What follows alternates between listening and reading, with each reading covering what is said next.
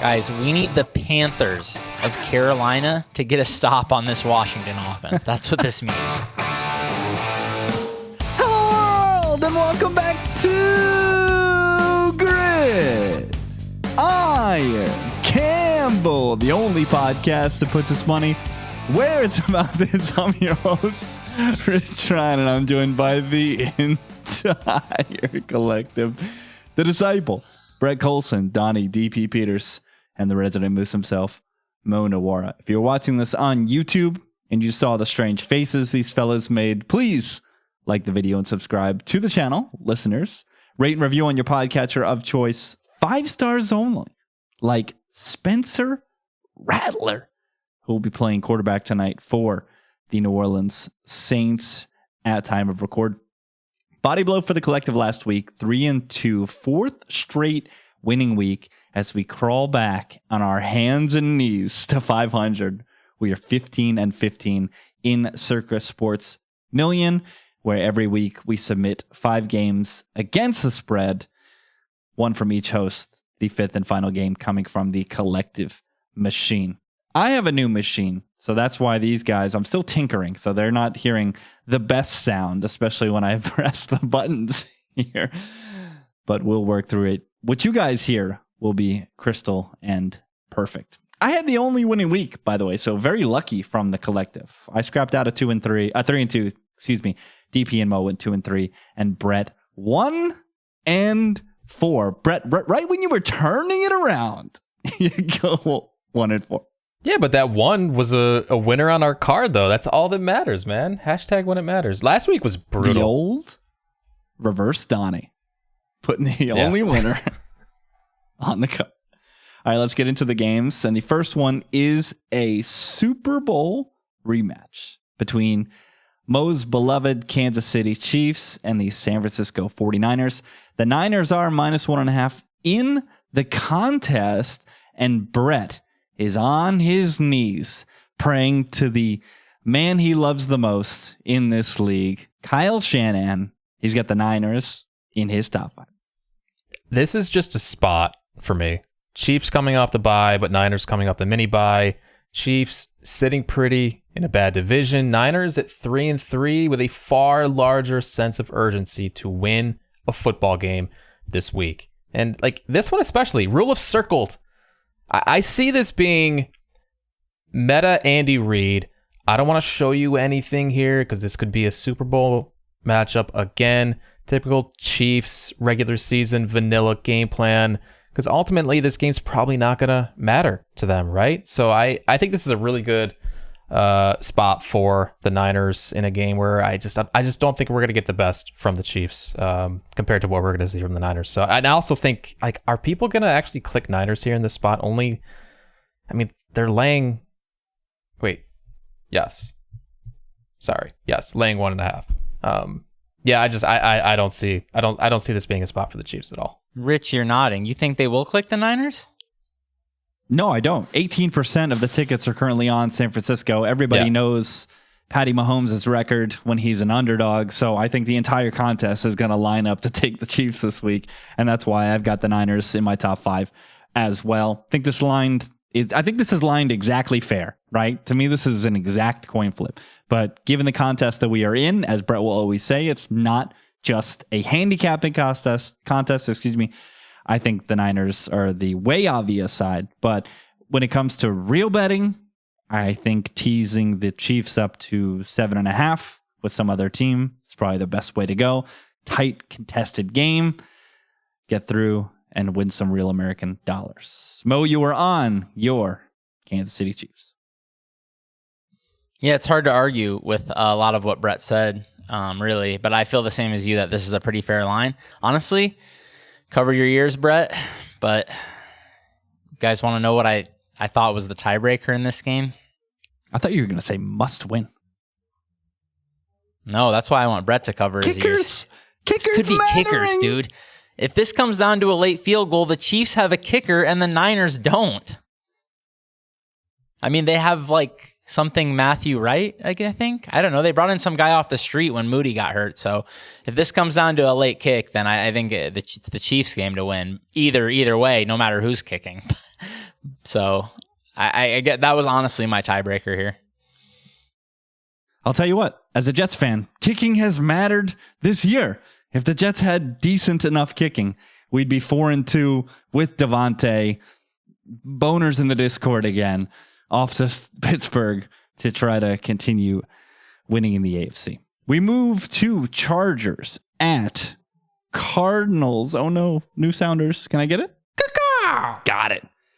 Cardinals are home dogs, plus 2.5 in the contest. And once again, Brett has the highest opinion on this game as the Cardinals bubble his top 5.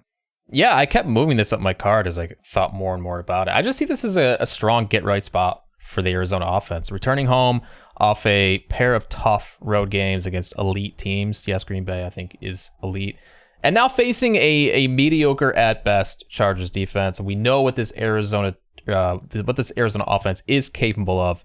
And I like for them to bounce back here. And another spot where I think there's going to be leverage on Arizona. People think the Chargers are good again, I guess. Once again, it's Mo with the strongest opposing opinion as he's got the Chargers in the middle of his picks. I mean, honestly, so part of this goes back to what I was telling you guys early in the season when we talked about the Chargers. Just Chargers against a bad team. I'm just like feeling like they're just going to beat every bad team on their schedule now after the way last week went. I just want to say, I don't know how to cap the Cardinals. Every line is 10 points off. Either they win outright as underdogs or they lose by 20. It's every game. So I just don't know what to do with the Cardinals. It's not even like they're costing me money. I'm not even like betting Cardinals games. I just don't even know how to handicap this team, dude. That either they just like show up and play really well or they just completely no show and get whitewashed. So I'm not going to have any confidence in any Cardinals game all year.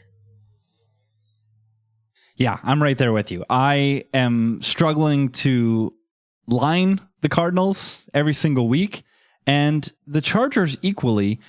We're still learning what this Harbaugh Chargers team is going to be all about because they looked like a totally different team last week coming out of the bye in Denver. A lot more comfortable throwing the ball. They got my guy Kamani Vidal involved in the offense, an electric touchdown on that receiving play. So I think the Chargers are only going to get better as the season goes on and as they kind of absorb more of the Harbaugh style of football. But yeah, two teams that whether it be in the contest or real life betting right now, I'm kind of cool on and trying to gauge more. I mean, I don't know if there's any point this season where I'm going to be comfortable handicapping a Cardinals game because they are just so all over the place. They are the range of outcomes kings right now in the NFL. Let's move to Sunday Night Football.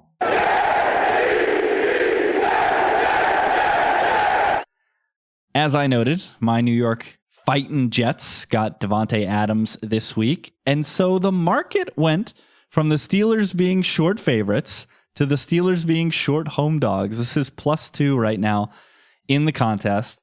And I think this is an absolute smash spot for the Pittsburgh Steelers. Just because the Jets get a new shiny weapon for Aaron Rodgers, who should be able to step in and have success right away. I think there are very, very troubling deficiencies on this Jets team that the Steelers match up absolutely perfectly against when it comes to running the ball and rushing the passer. If Big Nate Herbig, who I'm seeing is he out again, just straight up out? I saw DNP 2 days. If they get any semblance of a pass rush against the Jets are in trouble. Tyron Smith, I had my worries the first couple of games of the season. He went out on Monday night and had one of the worst performances you'll ever see. The worst coming on the whiff of Rasul Douglas. Breece Hall had a 20-yard play lined up, and he just completely olayed Rasul Douglas. And if these guys can't stand up and protect Rodgers, it just doesn't matter what alterations he makes at the line or checks he makes, because he's just on his ass on some of these plays in 2 seconds. So I think this is a terrible matchup. I think the market is just going to be way overexcited about this Devontae thing. We know the Steelers' offense limitations. Now you plug in Russ, a guy that's super polarizing. Most people hate Russell Wilson, and Justin Fields has had a ton of success. So I think we're going to get a good chunk of leverage with people selecting the Jets in a game where I think the Steelers have a ton of advantages. Mo, you're doing some nodding there. You too had the Steelers, but you had them a little lower. Yeah, I'm honestly only because I don't know what to do with Russ. Like, we how can you even cap this game when we haven't seen this quarterback take a snap? I wanted to love the Steelers for all the reasons you're saying. I wish Justin Fields was the quarterback in this game, because all I want the Steelers to do is run the ball, like you said. Because what will the Jets do? The same shit they keep doing every week. They're going to play their linebackers 4 yards off the line of scrimmage, and they're not going to care if the Steelers run for 5 yards a carry. But the Steelers want to play like that, just like Buffalo did last week, and it was working. So why won't this just keep working, and why wouldn't you put your running quarterback out there to give your rushing attack another added dimension? I don't know, but I can't have any confidence that Russell Wilson is going to go out there and do anything positive. And if we see Justin Fields, it probably means they're down 2 scores and it's maybe too late, because you do not want this team playing from behind at all. So that's my big fear here with the Steelers. But I'm with you on everything you said, schematically and personnel-wise. It's a good matchup for Pittsburgh, man. Tyron Smith embarrassed himself last week. That was a disgusting performance by him.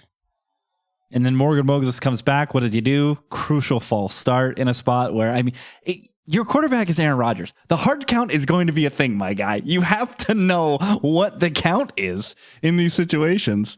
Brett, I don't think I've ever seen something as disgusting as that opening Bills drive where they just ran straight for 7 yards of play. Yeah, that is a big problem for the Jets.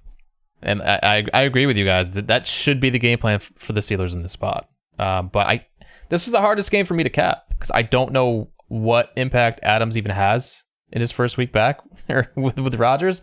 And yeah, what are we gonna get from Russ? I have no idea. I think all the points you guys made make sense though. That game was close because of a Hail Mary at the end of the first half. If the Jets don't execute that Hail Mary, that game could end a little bit uglier. I don't know. All right, let's get DP involved.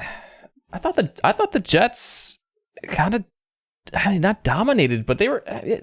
If the Jets played this first half like they played the second half, they probably would have won. Yeah, because they blitzed and played man coverage and did all the things everybody knows you have to do against Buffalo, but they just refused to do it in the first half. This staff is so dumb. It is outrageous. Yeah, they're just so full of themselves that they think that they can just roll out the ball, do their scheme. Like you said, linebackers 7 yards off the ball. And I guess if you look at, like, they're still a lead against the pass, right? They're still 6th in EPA against the pass, 5th in success rate. So I guess at the end of the day that they'll say, hey, no one can throw on us. But if people are just ripping off 7 yards a clip at the end of the day, it doesn't matter. The Ray Davis play was also outrageous. Once again, we talked about it a couple weeks ago, the exact spot.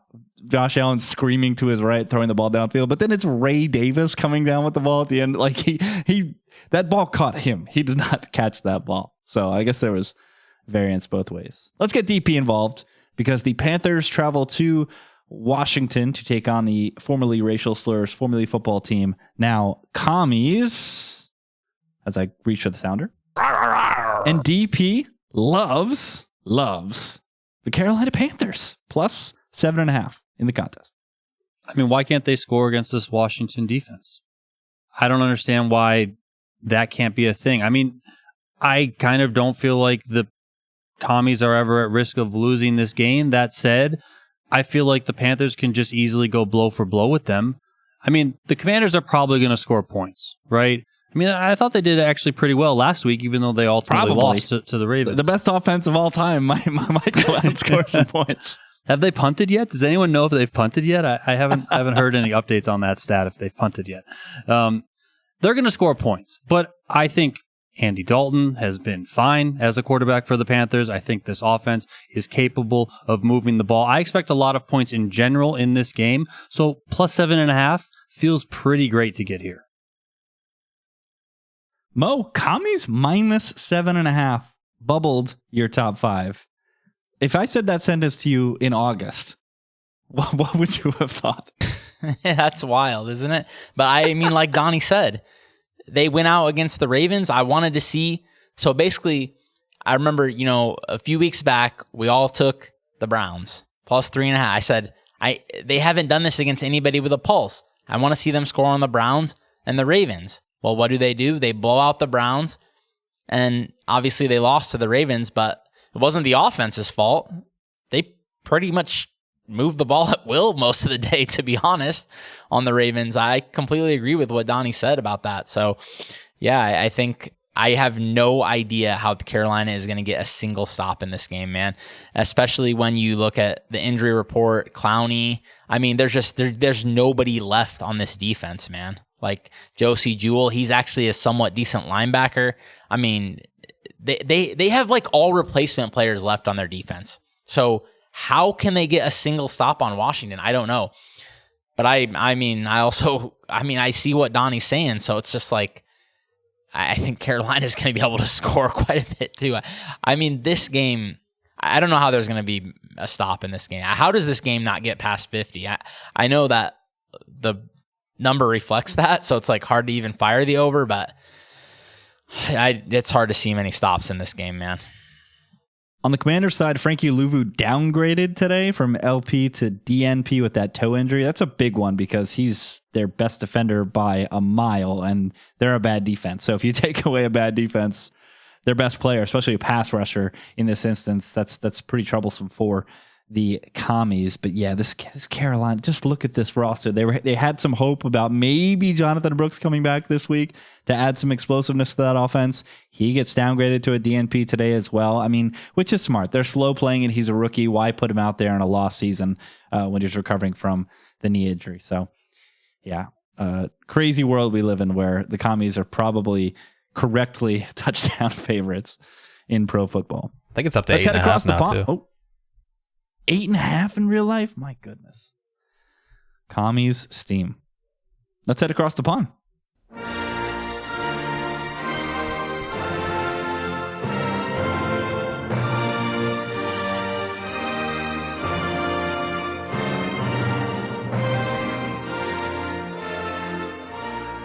The Jags stayed in London, but moved from the Tottenham Hotspur Stadium down to Wembley, where they will take on the New England Patriots. The Jags are 5.5-point favorites in the contest.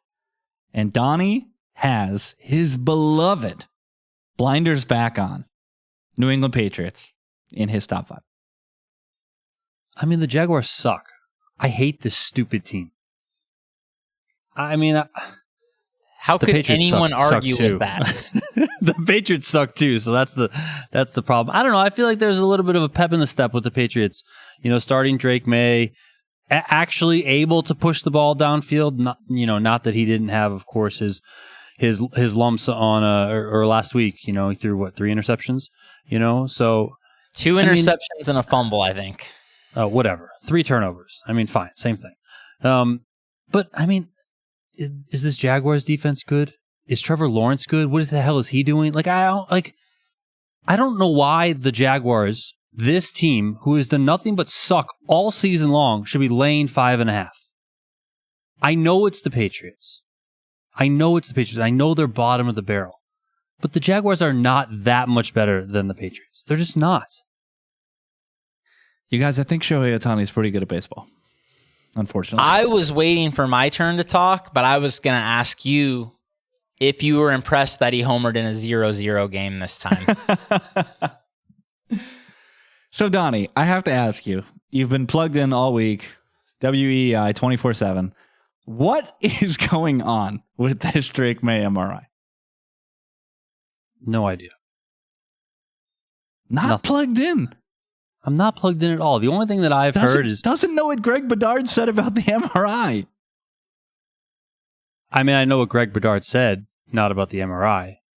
Oh, okay. But I know about what Greg Bedard said. I saw he said that he had 18 negative snaps for Drake May in the game on Sunday, which makes me think that Drake May negative plays. I think it was 11 plays, positive plays, 17 negative plays is what he said. But also the fact that Gerard Mayo came out and said, we let Drake May down. Like they're just handing this guy's the keys already. Like, yeah, they let him down. Like he did no wrong the whole game. No wrong. Drake May, no wrong. Like he's already Tom Brady, guys. Gotta just, So, Brett, what do you remember about, other than losing in heartbreaking fashion, what do you remember about the Bills game in London last year? Because this was the spot where the Jags got to stay a week and they were 5.5-point dogs and they won outright. Looking back at the box, it looks like the Bills dominated the game and the Jags just feasted on some high variance plays. So how much should we, it's literally a sample of one, how much should we be looking into that game to see what sort of travel advantage, if any, the Jags have in this very insane spot where they've been acclimated to the time for a week plus, and the Patriots will be flying as we pod to go play in London? The travel advantage last year was massive because the Bills had just, who did they play the week before? They had like 5 injuries on defense, and all those guys were traveling across the pond. It was a horrible spot for Buffalo. That I remember. I don't remember the game all that well. I think we had a couple of horrible turnovers. I kind of do. I think the Bills sleepwalked in the first half, dude. Yeah. Like, I think they this fell is behind just a 11 crazy zip.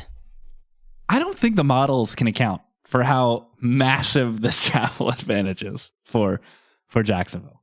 And I think the line reflects, is this Jacksonville team going to take advantage of that? They freaking stink. Like, so like the Patriots might be the worst team in football. The Patriots might be the worst team in football, though. That's the thing. Well, they're not, because Miami doesn't have a freaking quarterback. Okay. Yeah.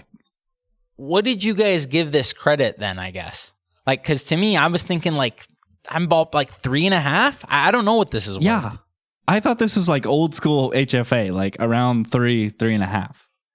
So could be. I think this line is kind of fair.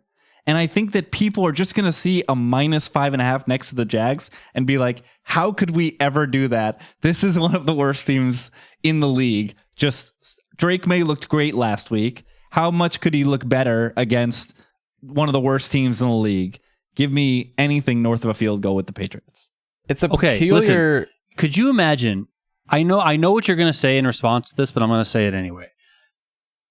You are 1-5 in the NFL, and you have to spend your ass in London. What that is, you are depressed. I'm sorry. Like, it is not fun. You got a 1-5, you got to stay over there away from your family. Like, no, this sucks if you're Jacksonville. You know that you suck as a team, and now you got to spend your time in another country away from everyone that you know. That must be horrible for them. Why do they want to play? Why do they want to play? And I know you're going to say because they're professional athletes and that's what they do. Yeah, well, what if they just pack it up and say, you know what? Instead of going back to Jacksonville from Heathrow, let's just go straight to Cancun. Let's just do that. If that's the case, then for the folks out there that will be doing real betting, this is one where you got to get your ass up. I know it's an early kick. Pour some coffee. And if it's a sleepwalk at the beginning for the Jags, even the adjusted line, even if like the Pats go out and get a stop and get a field goal, like the line isn't going to adjust so much off of the closing line of 5.5, right? So this might just be a live spot where if the Jags do come out flat when they should have a massive advantage, then yeah, you should click the Patriots. But pre-flop, where I think the contest is going to love the Patriots this week, I think it's Jags or nothing. All right. Split game's over. Time for the Lone Wolves.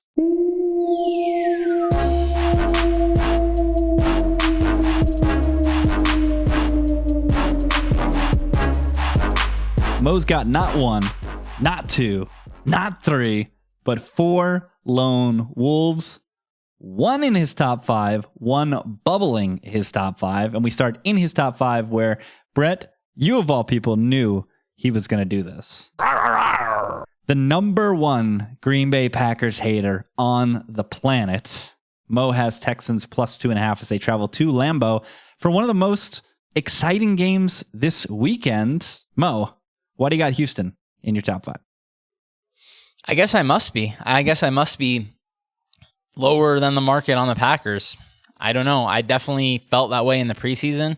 I don't really think I should change my mind so far. I don't know, man. Everyone seems to I've been hearing people with Packers in their top 5, Packers top 6. I don't have them quite that strong. I feel like the Texans are better than them top to bottom, aren't they? CJ Stroud is playing tremendous football. He's playing better than Jordan Love. And you just have a Texans team that is way better on defense. Aren't the Texans better than the Packers? I mean, I think they are. So I think, and this is guys, I think the Texans are, I'm surprised you guys like the Packers. I think the Texans are a contest play. I mean, I think the Packers laying 2.5 is going to be a popular side. Now, obviously, there's some issues. Nico Collins is big. The running game has been poor. But, as soon as Joe Mixon is in there, all of a sudden they're rushing for touchdowns. I know running backs don't matter, but they might for the Texans, you guys. They have not been able to run the ball at all unless Joe Mixon was in the game. It has been night and day. I was looking at some of the numbers. You guys should see the success rates of some of these running backs, you guys. They're in the 30s, the low 30s. And Mixon is 60 or something, 55. I don't know. He was 46. That's what it was. But that's that's good. That would put you in the top 10 usually, I think, roughly. So, he's just miles better than these other running backs. So that's big to give their offense a little bit of balance, especially when they're insisting on slamming the running back into the line, like ODB keeps yelling about. If they're going to do that, you might as well do it and get some yards. And Mixon's actually getting some yards. So, we're just coming off a game where the Packers feasted on a horrific defense that we've all been talking about. We can't trust, and we've seen Jordan Love struggle at times against tougher competition, and the Texans bring that, man. So, I kind of thought this line should be 1.5 or 1, and I'm going to take the Texans, especially when I think it's a contest play. I don't know if I would bet real money on the Texans unless you're getting 3, but for the contest, I like it. Brett, you love your Packers, but you just couldn't do it. They bubbled your top 5. No, I think Mo's right. There are going to be contest people attracted to the 2.5, but I think there's going to be action on both sides in this game because I think that must be a Mets something coming from Rich there. See ya. Again, MVP.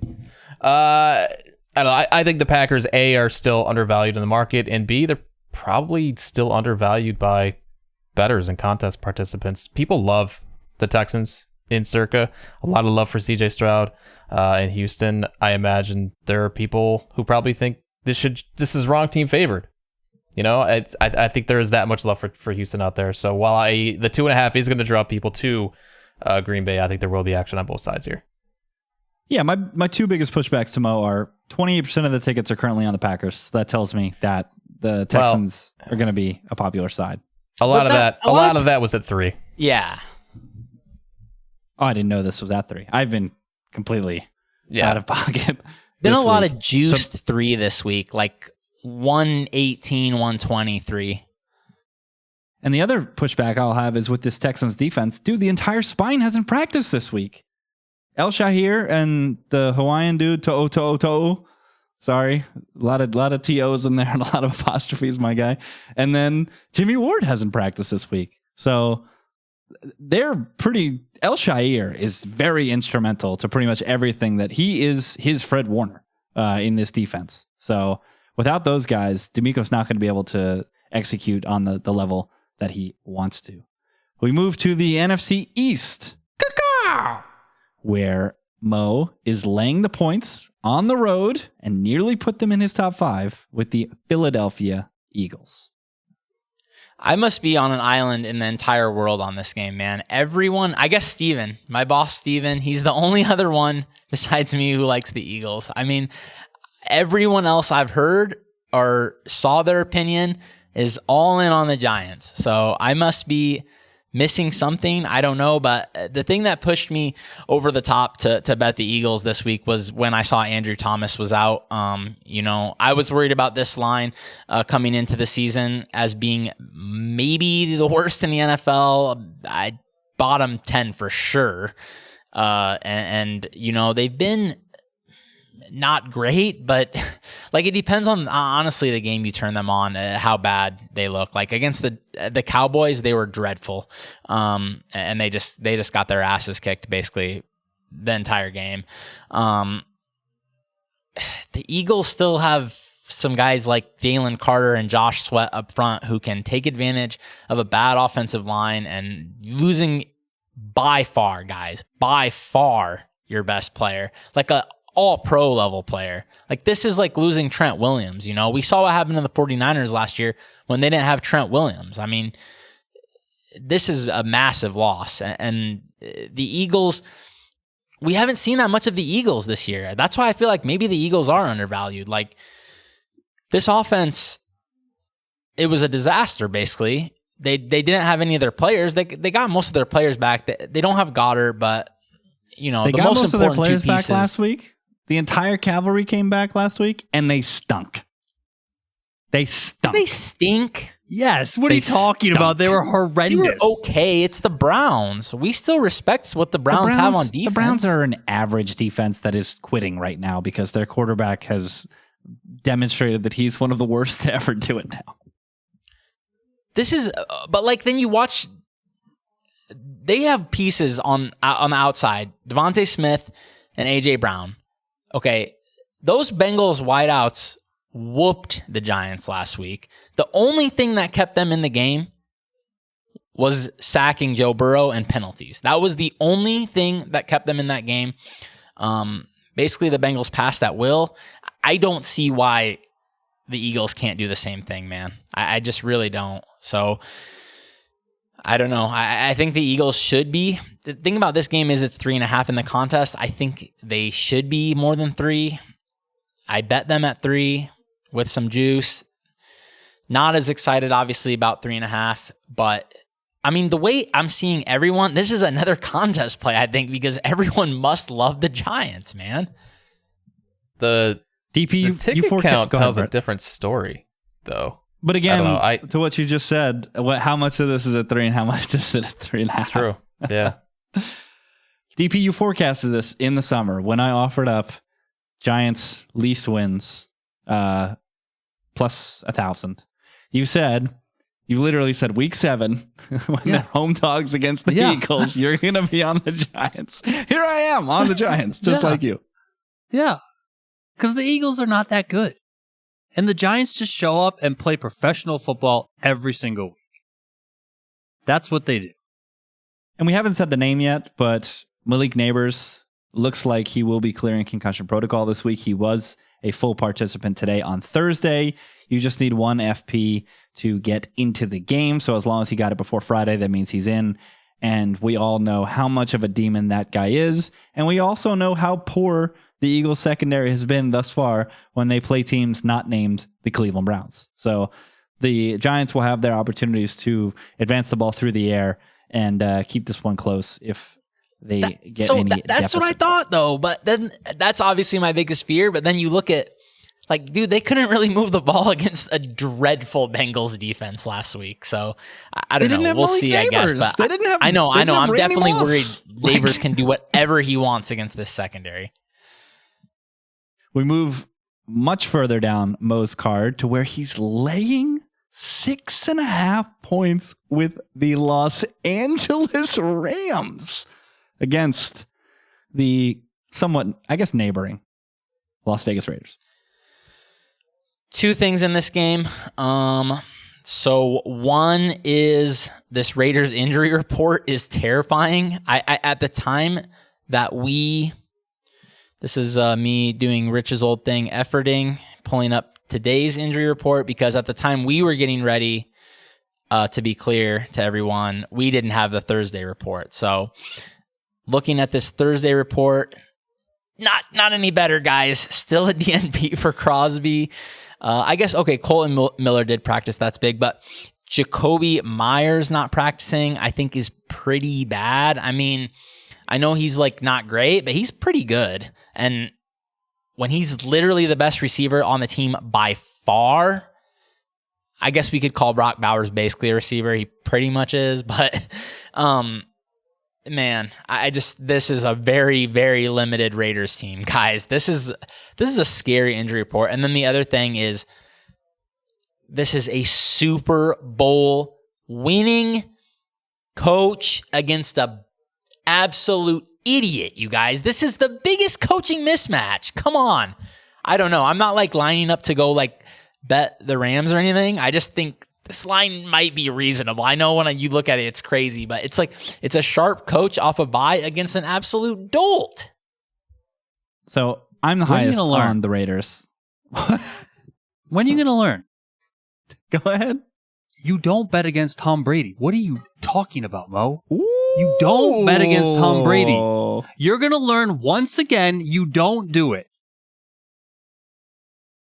But can you bet against Richard Seymour? That's the question. I was more excited to see that Seymour got in the ownership group. My guy. Something Seymour. poker. Yeah, Seymour's the best. Raiders made my top 5 because, I mean, just on its face, the Rams are a bad team, right? They're a bad team that can cobble together some offense. So just on its face, 6.5 is an astronomically high number. And then I'm seeing 7 in real life and 6.5 in the contest. So at this a minimum, one's been bouncing back and forth. Like at a minimum, it if was it closes 7, then it was 6.5, then it was back to 7. If it closes 7, nobody's gonna click the Raiders in the contest. There might be double digits that take the Raiders in the contest. That said, I don't think the Rams will be that popular, so you're not going to get that much leverage. But yeah, this is just a crazy high number. I mean, I know Cooper Kupp matters. I'm the number one Cooper Kupp hater. Shouts to my guy, George Pickens, saying it how it is, literally calling Amon-Ra St. Brown a merchant. Absolutely love to see it. But Cooper Kupp does matter. Jordan Whittington has looked good. I do respect McVay. I do respect Stafford, but this is just a lot of points. So it's just one of those where it just kept creeping up, but I would never put real American dollars on this. I was just looking for some semblance of leverage in the contest. Mo's last low wolf, another favorite, Colts -3 at home against the greatest football team. Miami and the Dolphins, the greatest football team. Is it Joe Flacco? Is it Anthony Richardson? Does it matter? Who do you want it to be, Anthony Mo? Richardson. I think it matters. I mean, I was stunned, guys. Stunned today. I think it was today. When I opened the Arby's Don't Matter database, lowered the minimum plays, and lo and behold, Joe Flacco was 4th in EPA plus CPOE composite. I have watched not that much Colts, but some Colts. I have not been impressed by Joe Flacco. I did not think he was playing well, to be honest with you guys. What do you mean? He just goes out there and does it. He's the best. That's a Steichen stat. But Joe Flacco operates the offense. I'm not sure Anthony Richardson is capable yeah, but Anthony of operating Richardson the offense. He's at 35th. I was like, what? I wanted to bet the Colts, and then I saw that. I was like, oh my God, I can't do it. So I just had to like lower my number on this one and put it where I think it's probably fair. But I don't know what to do with the Dolphins right now because I don't know how to cap Tyler Huntley, man. Because like he was like a decent player for the Ravens, but it's looking like he was basically a product of the Ravens' elite ecosystem and culture. As soon as he steps into Miami, he's done absolutely nothing. But like maybe with a week of bye, they can get him up to reasonable. I don't know. That's why I'm like not sure what to do with this game. But just coin flip. I took the Colts, but I don't have any confidence in this game really. Brett, you've got the fish in the middle of your pack. The healthiest, obviously barring the quarterback, the healthiest report I've seen thus far for this offense all year. Devon Achane, 2 FPs. Looks like he's going to get out of the concussion protocol. And I don't see the names for the first time all season, Jalen Waddle or Tyreek Hill on the injury report. Yeah, for me, this is mostly just a fade on AR coming back off the injury as a favorite. It's the same cap I've had on this team in previous weeks. Too much variance with this dude. I don't trust him to make enough positive, successful plays, especially without Jordan Taylor and any semblance of a running game, to be laying points. And against a team coming off a bye, healthy, I just can't get there with Indy. And if Miami can find a spot to get a passing game going, this is a good one. You know, Indy's corners are abysmal, so if Huntley has some time to make throws, the windows should be there. And we know what happens when they do get the balls, or they get the ball into the hands of these guys. If you're betting Miami, you need to hope Anthony Richardson plays the whole game. Yes. It might last a quarter. So I was going to say, is first half the play? Yeah, maybe. Yeah. We'll keep it with Brett for his only lone wolf. As the Bengals travel to the Cleveland Browns, and the Browns are 5.5-point home dogs, and shocker, for the 6th time this season, Brett has put an X next to the word Browns. They got it done last week. Didn't deserve it probably, but they got it done.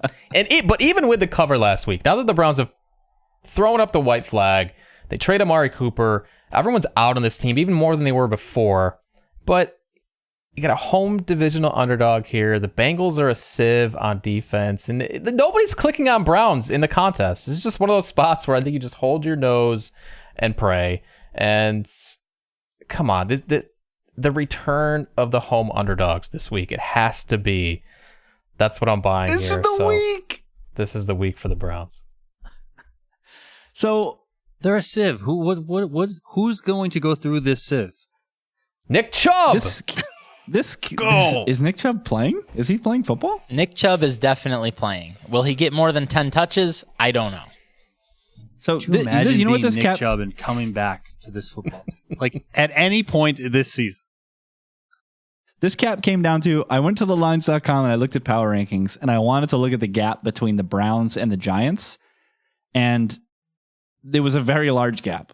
So I was like, well, the Bengals struggled mightily on the road against the Giants, but still were able to cover a pretty large number against an offense that, even with Malik Neighbors, is way better than anything the Browns can put out on the field. So if that's the case, and I don't think Cleveland, even with a guy named Myles Garrett, I don't think they can replicate the kind of pass rush that the Giants had.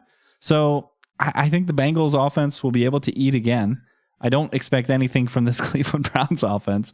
So I did click the Bengals. I am the highest on it. But like Brett said, who in this contest is going to submit the Browns? Nobody. So they could not make my top 5. We go to DP, who has the biggest dissenting pick of the week. Because every single member of the collective has the opposing side in their top 5, as DP continues to stand with the entire contest and has the Detroit Lions plus 1.5 in his top 5. Yeah, I just felt like there was too much love on the Vikings, so I guess I'll let you guys speak to that love. They were on a bye. How could they have any love? They were in like the in hot tub for a a general week. sense of the whole season. There's no more love than the Detroit Lions were running multiple trick plays, throwing the ball to their offensive linemen, just out having fun against the Dallas Cowboys on Sunday. I'm seeing 16% of tickets on the Minnesota Vikings right now. We know in the contest, 16% of tickets on the 16. Vikings. I thought you said 60. I was like, yeah, I'm seeing 84% on the other side. Yeah.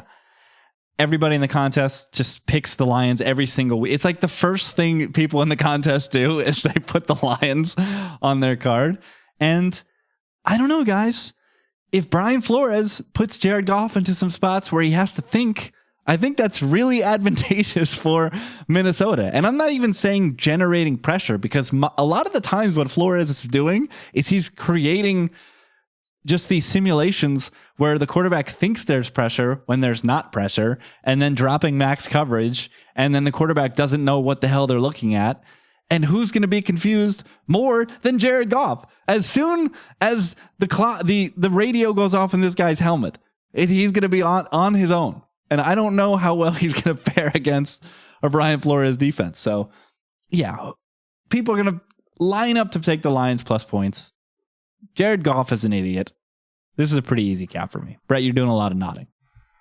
Yeah, I mean, honestly, I don't have a tremendous lean one way or another on this line. I think both these teams are excellent, but we know Detroit is, if not the most popular, one of the more popular teams in this contest. People are going to be lining up to take Detroit in here. They're going to want to take a stand. Coming off the drubbing of the Cowboys, when the whole contest was on Detroit last week, I think Lions stands the team that looked the best last week. Yeah, and I think people are holding true to their priors here too. So yeah, give me Minnesota at home. Very friendly environment for them, and yeah, it's always difficult to trust Jared Goff on the road in these spots, and especially against a guy like Flores. My only lone wolf. It's a double bird game. As the Atlanta Hawks travel to, the Seattle Seahawks. It's almost NBA time, guys. The Seattle Seahawks travel to Atlanta to take on the Falcons. The Falcons are -3 in the contest. I'm only seeing 2.5s in real life. So that's part of the cap for me. The full 3 will make the Falcons less popular in the contest. And I think I'm at the point, guys, where I'm fully folding my priors on both of these teams. I think I'm folding. Did the Mets score some runs? Would you have your head in hand about the Metropolitans, Mo? No, my Gamecast is telling me Idiot Rattler fumbled. Something at midfield. I need the under. Fumble at the opposing 20. Oh, you just left 10 pizzas on the table. I mean, it's just unbelievable. Yeah, I'm folding Seattle. And unfortunately, I'm folding my anti-Falcons takes to start the season because Brett's guy, Kirk Cousins, is doing it. And I think he's going to be able to continue to do it against the Seattle team, which has shown no resistance on defense throughout the season. Very long trip. I think very long trip, even though they do have the rest advantage with Thursday Night Football. I think people are going to look at this and say that these are two evenly matched teams. So why not just take the points with Seattle, which is going to lead again to some leverage on the Atlanta side. Mo, you're skeptical over there. Well, are they wrong? I think so. Why? When is this DK is so Metcalf, Spider-Man meme? When is DK Metcalf going to stop fumbling and having massive leverage drops? Not getting his foot down. I don't know, man. I mean, I agree. This is pretty Spider-Man meme, though. For sure it is. I mean, you look at this Seattle defense, though. This is a completely different, healthier defense that they've been running out there the last few weeks. So they should offer a little bit more resistance. Byron Murphy, important piece for them. And then I don't know. I think, dude, everyone's so high on the Falcons. This has got to be the sell spot, I figure. 3, I think, is too much. But I might bet this at 3. I don't think I would have below that. But yeah, I just think these teams are evenly matched, and Seattle probably shouldn't be getting 3. Geno Smith is a quarterback that I trust, especially when he's not under pressure. He shouldn't be under pressure here. I trust him to avoid these Falcons safeties who have been baiting some of these weaker quarterbacks. I think it's a decent spot for the Seahawks to bounce back here. Cleveland rocks. Unbelievable. We got a tie ball game in Cleveland, boys. Unreal basis tonight as we record. Brett, you also have the Seattle Seahawks in your top 5. Yeah, just going back to Cousins real quick. I mean, who has he done it against, though? The Bucs secondary, the Panthers. The super injured Bucs. Yeah. Is he getting much resistance here, though? That's the thing. No. And Tariq Woolen, I know you're talking injuries there from a positive aspect, Mo, but Tariq Woolen matters for this Seahawks secondary. I just like the spot. Go for it. Yeah, I just like the spot for Seattle coming off the short week loss to the Niners, and then now they get extra rest, extra prep for the Falcons, who again beat up on the Panthers last week. This Falcons defense is pitiful, so I think Geno can do whatever he wants in this game, and they can find success on the ground too, if they need to. Unfortunately, I do see this being pretty popular for the Hawks, especially if it is sitting 2.5 on Saturday afternoon. I had this number 1 on my card, and then looking at that, I bumped it down a bit. The Lone Wolves. I have the Falcons. DP's got the Lions. Brett has the Browns, of course. Mo's got the Colts, Rams, Eagles, and Texans. Strap in. It's time for a 5th consecutive winning card. 10, 9, 8, 7, 6, 5, 4, 3, 2, 1, fire. Like I said at the top, your boy had the only winning week last week, so I've got the first pick, and I am open for business because right now I have the Pittsburgh Steelers as my top pick. Fade the Jets, fade this market sentiment, run straight Pittsburgh. But I've got a lot of games clustered at the top and don't really have clear demarcation. My number 2 pick is the collective pick, so I can't go there. After that, I do have the Niners, which I think is a very interesting contest play. And then I have the Giants. So just some things to think about. I'm wide open. I will definitely be doing some tinkering at Gridiron Gamble on Twitter to make sure to get my final selection. DP, you are up next, and this might be the ugliest pick of the year. Oh, wow. Okay. I got the Panthers. Most reaction says it all. I mean, Mo, Guys, if I told we you... need the Panthers of Carolina to get a stop on this Washington offense. That's what this means. Why do we need to have them? I mean, they need to get some kind of stop. They can't allow points every single drive, right? What if the Commanders allow points every single drive? It's going to be You tough just to go score blow every for blow. drive with Andy Dalton, and I'm Nothing. assuming Deontay Johnson is playing. I'm assuming they're just being careful with him. But it would be really bad if he didn't play, guys. So we should probably keep an eye on that one. Mo has a consensus pick that we have not discussed yet. It is a consensus, but he is the only person who has it in his top 5. It's a home dog. Who is it, Mo? So I have the Bucks, and this is a side that I like quite a bit this week. My main reasoning is just this Bucks passing offense against what I see as an extremely beatable Ravens defense, specifically in the secondary. The Ravens have feasted on the offenses that I think we don't respect, and or an offense like the Bills that wants to go pound the rock. When teams just come out and throw on them, they're kind of getting shredded, guys. The Bengals did whatever they wanted. The Chiefs did whatever they wanted. And then you have a Commanders team that, like we said earlier in that cap, didn't quite keep up with the Ravens, but they moved the ball quite a bit as well. So I think basically if your passing offense has a pulse, you are going to score on the Ravens. And this Bucks passing offense has a pulse. They are no longer... I don't know if that was like a Canales thing or what was going on. They are no longer just plunging into the line every first down.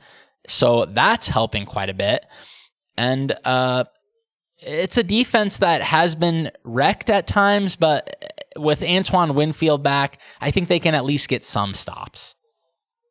That's another thing is you look at all these Bucks ratings, specifically on defense, and they had such a long period there with so many injuries that these defensive ratings for the Bucks aren't true to life, right? Like we know how talented some of these guys are and how important they are to this system that you kind of have to just throw out some of the games that they played. And they played some good, they played the Lions. Like they played good teams that were able to take advantage of them. Yeah, the big injury we have to keep our eye on is Mike Evans. I think it's he's just a huge part of this. They have such a massive funnel to Evans and Godwin. So missed today with a hamstring. It is Monday Night Football though, so it could just be some vet rest because this would be the vet rest day. We'll see that tomorrow. But yeah, nice spot. Bucks are just a very well-oiled machine on offense. Dave Canales might just be the biggest fraud that there is. Something Sean Tucker coming out of nowhere and making big plays out of the backfield. So 3.5 just might be too rich at home for Tampa Bay.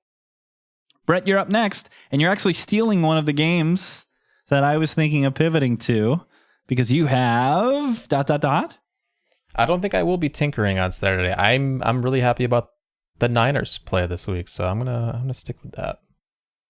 Something Kyle Shanahan. My guy. So as you can see, Matthew Wright. Just remember my warning if we need a 50-yard field goal at the end, boys. Capping for no Jake Moody. All right. I have to do some editing on the fly for this collective pick because did I even load it? No, I didn't even load it. I didn't even load the sounder, you guys. New mixer. I didn't get to make a new sounder. I didn't get to load it. So this is my reenactment. I'm actually, for the YouTube people, I'm going to try to actually do the exact thing and then actually put the visuals over it. So, okay. All right, let me just get in the character. How does it go?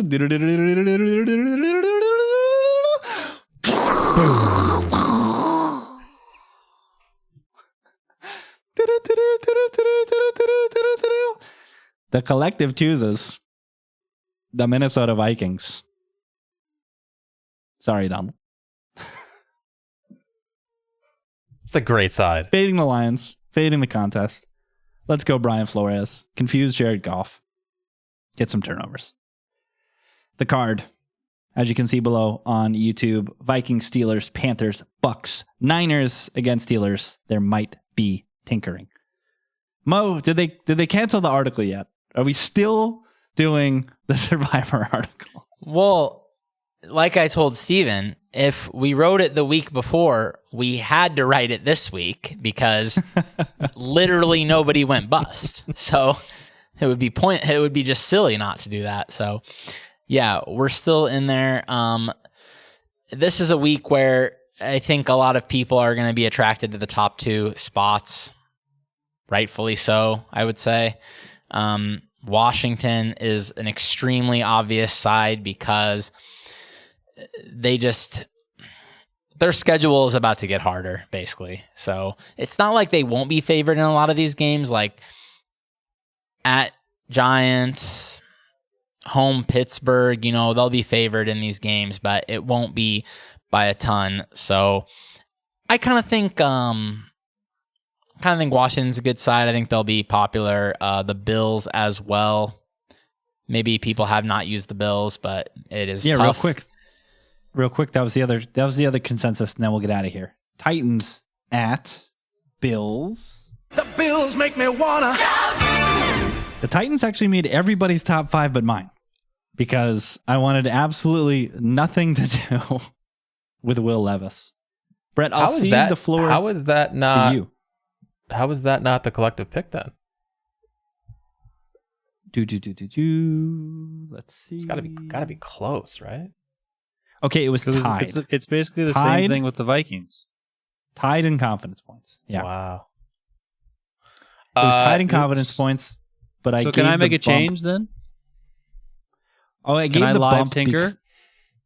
Yeah, go for it. Go for it. Okay, I want the Titans as my pick.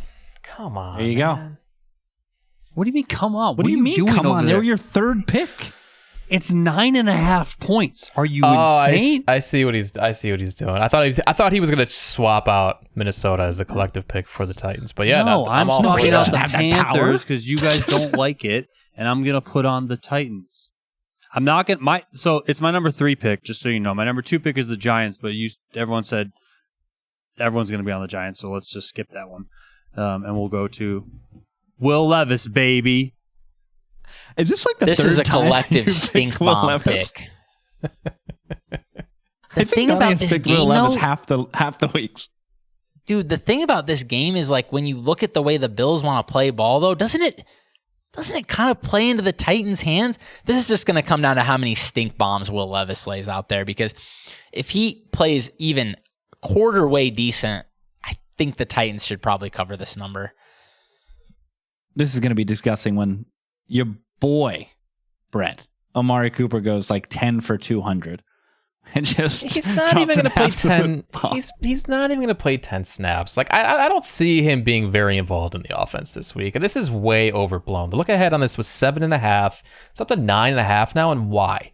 Because the Bills won a game last week that they arguably should have lost. Like I don't understand this number at all. I can't get behind it. So yeah, I'm all in on the Titans with you guys. I'm glad I brought it back up, man. So. Magic of television. I just popped them all back up there. So it's now Vikings, Steelers, Titans, Bucks, Niners. Tough week. I didn't like this card. I still don't know who I'm going to pick. So. I just want to say, if we're still going to do a quick Survivor thing, I originally was so excited to have the Jags in Survivor this week, and now I just do not think I would click on them, man. They are so bad, dude. I cannot believe how bad they are. You can't trust them. I know it's the greatest spot, but you can't trust them, man. I took Rams in Survivor. I think I would rather have the Rams than the Jags. Yeah, I think so too. Because, like I said, I think this is a great spot for the Jags, but there's just like Donnie said that the Jags they might just be at the fish and chip stand like at How game about time. The guy who literally got traded and got to go home? Yeah. I thought about him when Donnie was talking about this. That guy's feeling great. He had to go all the way to Seattle. He set a record, longest. Yeah, nobody's road getting trip of the year for that guy. than that guy. All right. Follow these guys on Twitter at Brett Colson, COLLSON, at Donnie_Peterson, at Monowara, NUWWARAH. 6-0 in favor of the Broncos. I should have taken that bet. I said the Broncos should be touchdown favorites. Donnie offered me 6.5. I didn't take it. They're gonna the Saints tell will the whole not story. score a point. You gotta look even worse. I offered you 6.5 and 10 pizzas. You'd be eating for 3 years. Wait, it was 10-1? I thought it was just like a 10 pizza bet. Yeah, 10 to 10. Oh, no. Like the line was 3. I doubled it for you. I need like two larges and a personal Panda 1 at least. If I'm laying that many points. If I'm laying 6.5, shouldn't I get plus money? Yeah, but you said 7. I took it off the number to 6.5. This is the worst part about poker people. You can't have takes around poker people because they just, I'll bet. It doesn't matter if you don't bet it. Derp's a derp. You can't have takes. The only takes are ones you're willing to put money on. This has nothing to do with poker people. Let's go Mets. Anyone in their life would have said bet. Again. Would have said bet right away. 3-1 Doyers. 3 now? Golly. Vamos Doyers. Yeah, we're in big trouble. All right. Enjoy the football this weekend. We'll see you next week. Peace out.